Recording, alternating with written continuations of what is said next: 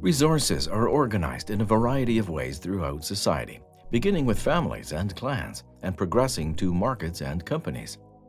Economists try to figure out what the best practices are to organize resources and output, as well as what factors influence decisions between competing organizational forms.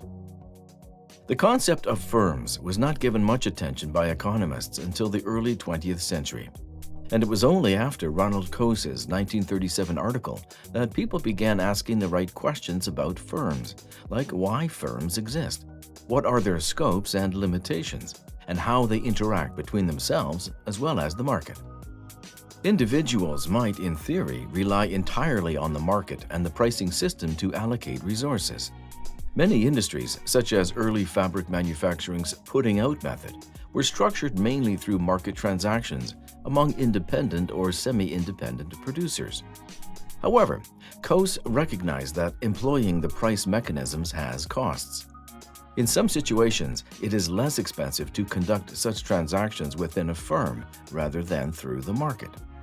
For example, in a labor market, it may be difficult or costly for businesses or organizations to engage in production if they must recruit and dismiss people based on demand and supply situations. It might also be expensive for people to switch jobs every day in search of better opportunities. Similarly, finding new suppliers on a regular basis may be costly for businesses. As a result, firms enter long-term contracts with their employees or suppliers in order to reduce the cost or increase the value of property rights. This is how Coase explained the nature of the firm as an alternative to the market price mechanism. According to Coase, a firm is an entity that undertakes operations or transactions that are more efficient to do internally through hierarchy than outside through the market. As a result, the firm is an ecosystem that acquires and organizes resources and uses technical recipes, also known as production functions, to turn those resources into more valuable commodities and services. The convincing argument for forming a firm, according to Coase, is to minimize some of the transaction costs associated with the pricing mechanism. Finding relevant pricing, which can be lowered but not eliminated by obtaining information from professionals, and the expenses of negotiating and establishing enforceable contracts for each transaction are among them. Firms or entrepreneurs may combine full-time workers with spot labor obtained directly from the market, or temporary services purchased via an agency. Clearly, it is typically less expensive for an entrepreneur to contact a service provider once rather than repeatedly for a service.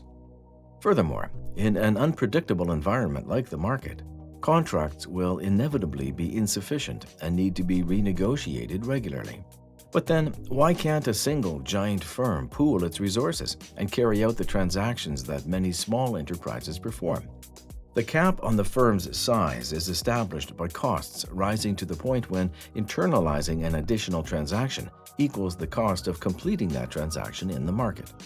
This is done keeping in mind that the reason for the firm's existence is to have lower prices than the market. At the lower limit, the firm's expenses surpass those of the market, and it ceases to exist. In practice, diminishing returns to management is the most crucial factor in boosting the expenses of organizing a large organization, especially in large firms with many separate factories and internal transactions.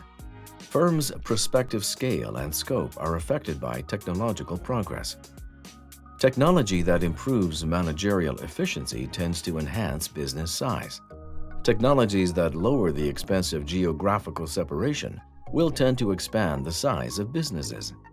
However, as Coase points out, certain innovations lower both the costs of accessing the market and the expenses of running a business. When distinguishing between decisions made by internal hierarchy, for instance, managers, executives, and owners, from those made by external market forces, we must consider how comparable the decision criteria employed by internal managers are, or should be, to those represented in markets.